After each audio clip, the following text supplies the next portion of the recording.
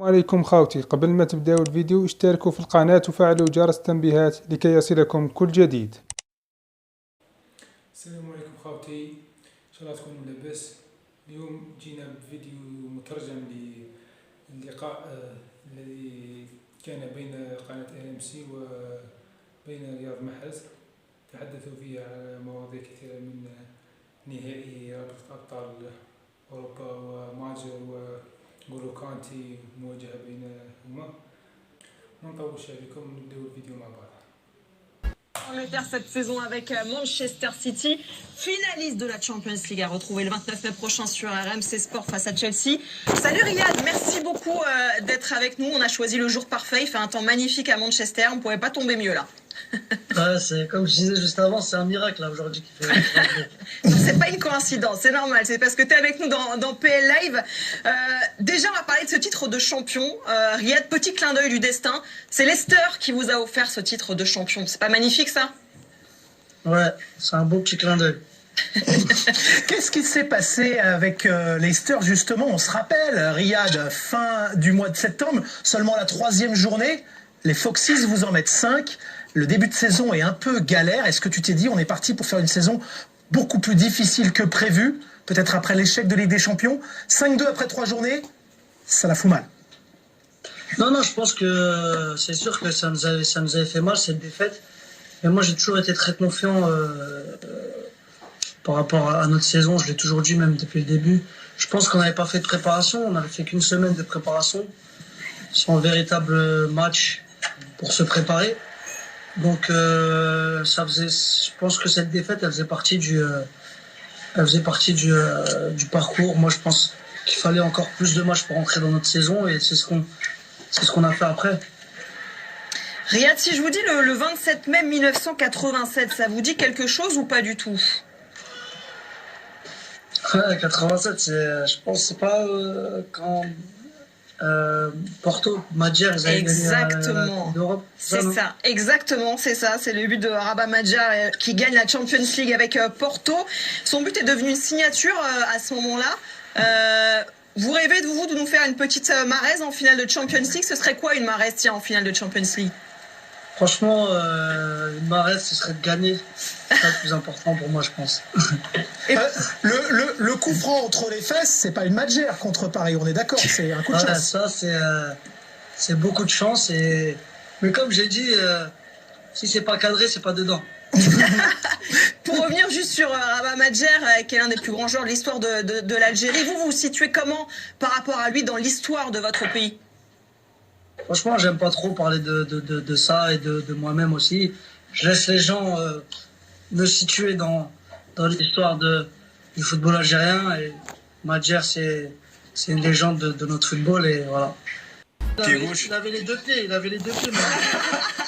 T'es pas mal aussi des 2 pieds, Riyad. Hein, donc, on te laisse dans les mains de Manu Petit, tiens. En tout cas, Riyad, je suis très très content que tu aies accepté notre invitation parce que je suis ta progression depuis ton départ du Havre. Moi, je suis normand, j'ai failli signer au Havre également.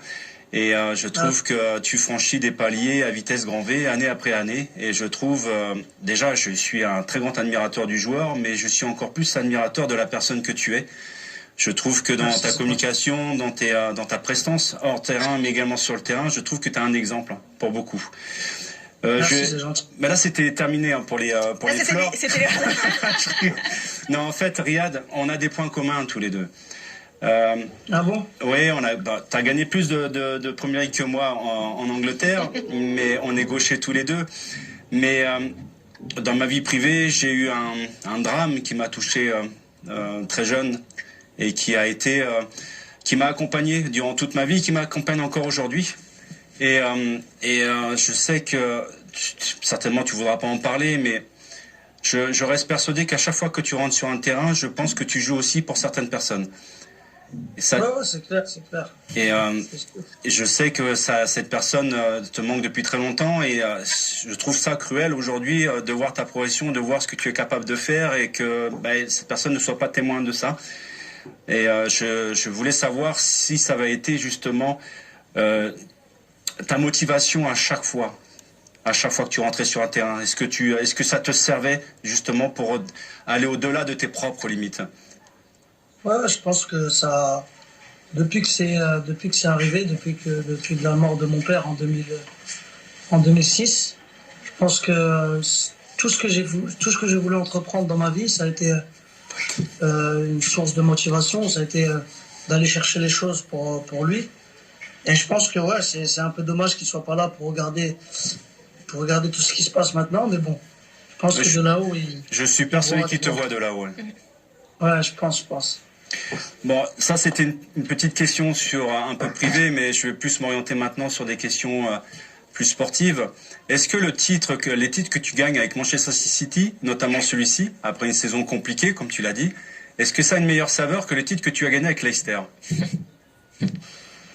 Le truc, c'est que le titre de Leicester, c'était le premier titre que j'ai vraiment gagné, et surtout avec une équipe qui était vraiment pas programmée pour gagner ces choses-là, pour être en haut du tableau.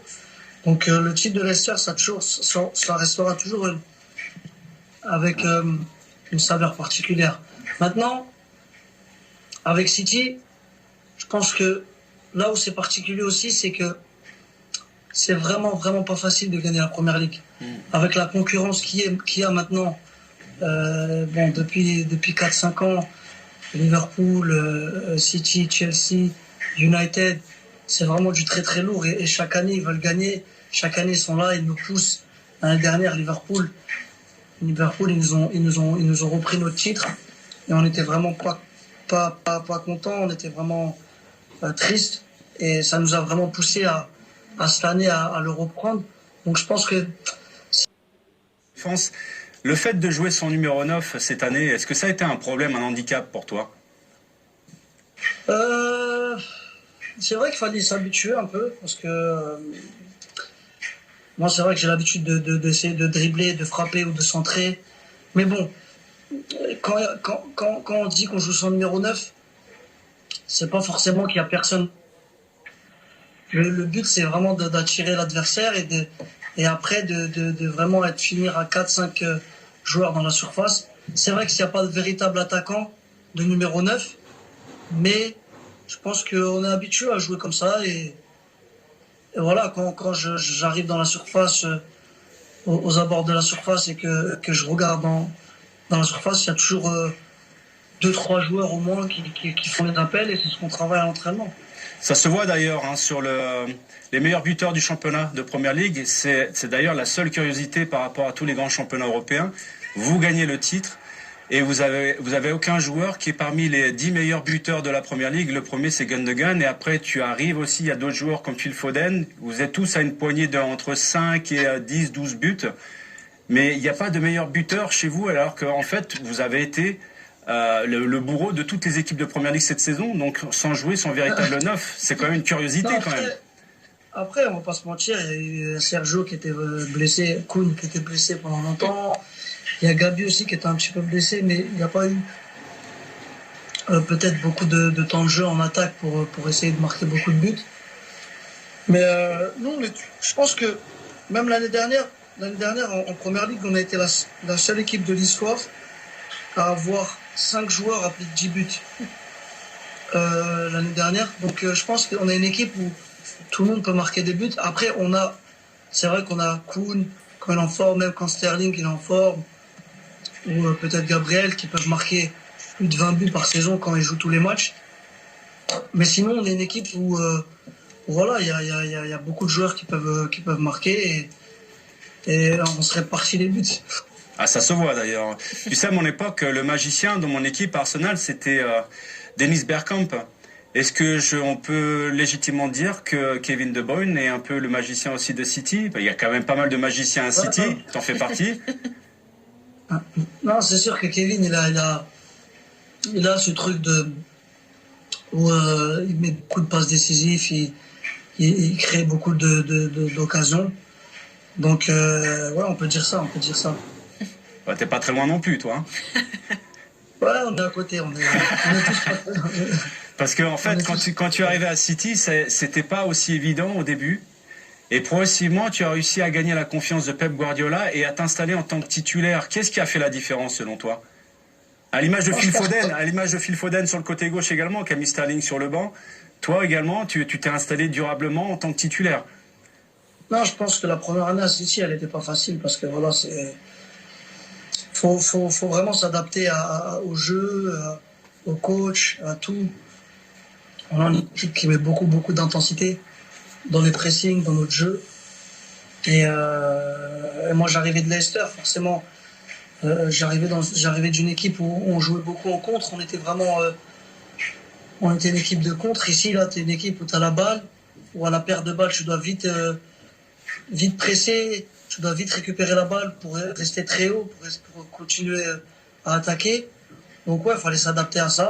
Après, on va pas se mentir, il y a beaucoup de concurrence. Le coach, il aime bien faire tourner.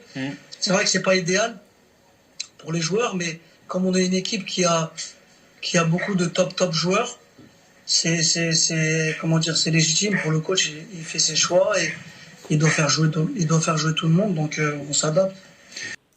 هذا هو الفيديو تاع اليوم خوتي. اللي مش مشترك في القناة ماذا بك يشترك في القناة ويفعل زر الجرس وعاونونا بالإعجاب باش يطلع الفيديو. ونشكركم على الدعم والسلام عليكم ورحمة الله وبركاته.